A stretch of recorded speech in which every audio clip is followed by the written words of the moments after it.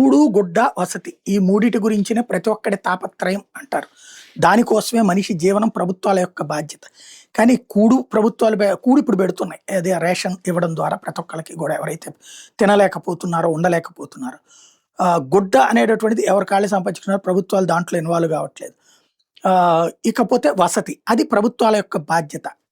అయితే ఆ ప్రభుత్వాలు ఆ బాధ్యతను ఎంతవరకు నిర్వర్తిస్తున్నాయంటే ఎవరికాడు కొనుక్కుంటే మేము ఇస్తున్న ఎగ్జామ్షన్స్ కాబట్టి మేమే నీ బతుక్కి కారణం అన్నటువంటి ఉపన్యాసాలు తప్పించి జరగట్లేదు.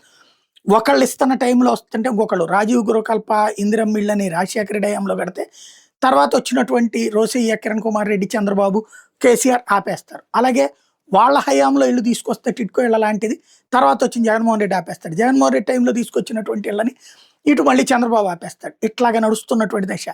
ఈ కేంద్ర ప్రభుత్వపు ఇళ్ళు కేంద్ర ప్రభుత్వం ఇస్తున్నాయన్న చేయొచ్చు కదా. ఇక్కడ గ్రామీణ ప్రాంతానికి సంబంధించి పంతం నానాజీ కాకినాడ రూరల్ ఎమ్మెల్యే ఒక మంచి కాన్సెప్ట్ పవన్ కళ్యాణ్ నోటీసు తీసుకెళ్లారు. ఒకే ప్రాంతం ఇదేమో కాకినాడ రూరల్ అంటే అదేమో కాకినాడ అర్బన్ అవుతుంది.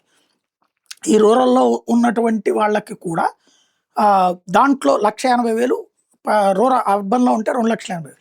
ఈ రోడ్డు అది, ఆ రోడ్డు అది. ఇక్కడ వాళ్ళకి 2,80,000 వస్తున్నాయి, పట్టణంలో అవతల 1,80,000 వస్తున్నాయి. దాన్ని కూడా ఇందులోనే కలిసిపోయి ఉన్నటువంటి నేపథ్యంలో రూరల్ నియోజకవర్గంలో ఉన్నటువంటి లబ్ధిదారులు ఎవరైతే ఉన్నారో వాళ్ళకి కూడా 2,80,000 ఇప్పించండి అంటూ పవన్ కళ్యాణ్ అడిగారు. పవన్ కళ్యాణ్ చంద్రబాబుతో మాట్లాడుతున్నారు. ఒక మంచి ప్రక్రియ చేశారు, అభినందించాలి.